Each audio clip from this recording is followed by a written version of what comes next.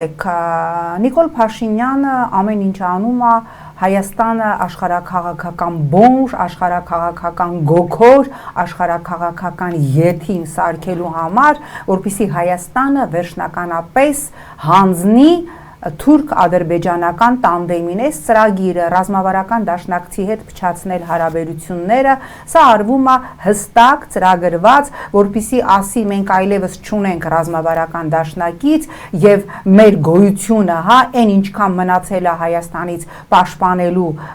համար, մենք պիտի հանձնվենք որպես կուրտիզանուհի, հանձնվենք Ալիևին եւ Էրդողանին։ Պատկերացնում եք հմեկի եթերով մեր հարկերի սնվող հմեկի եթերով ֆաշիզմի եւ նացիզմի քարոզ է հնչում։ Ես հիմա դիմում եմ եվրո յոնջաներին։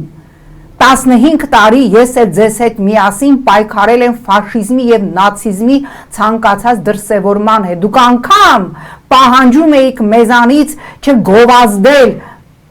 նժդե, որովհետեւ այդտեղ ֆաշիզմ քարոզող դրույթներ էիք տեսնում։ Այսօր ձեր իսկ բերած իշխանությունը պետական մակարդակով քարոզում է ֆաշիզմ եւ նացիզմ։ Բա ինչի եվրո յոնջաներ, ձեր ծպտունը չի լսվում։ Եվ այո, մենք տեսանք այսօր նաև Ռուսաստանի դեսպանի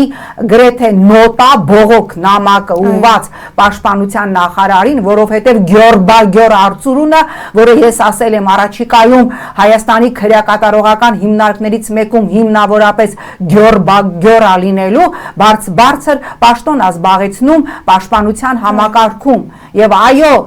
այս ամենը մեր ռազմավարական դաշնակցին մեզ թշնամի դարձնելը, արևմուտքի հետ էլ անհասկանալի այսպես հարաբերություններ ունենալը մեկ նպատակ է հետապնդում Հայաստանը դարձնել աշխարհաքաղաքական գիքոր, աշխարհաքաղաքական գավրոշ, որպիսի հետո Նիկոլ Փաշինյանը ասի, որ մենք որպես երկկողմանի որբ մենք պիտի հանձնվենք թուրք-ադրբեջանական տանդեմին։ Սա հստակ ծրագրավորված քաղաքականություն է եւ այստեղ այդպես պատահականություններ կամ դեբիլիզմ կամ ոչ պրոֆեսիոնալիզմ չկա։ Ինքը ամեն ինչը անում է հստակ ծրագրավորված եւ այդ ծրագրի ֆինալը Հայաստանի երրորդ հանրապետությունը ավարտին հասցնել։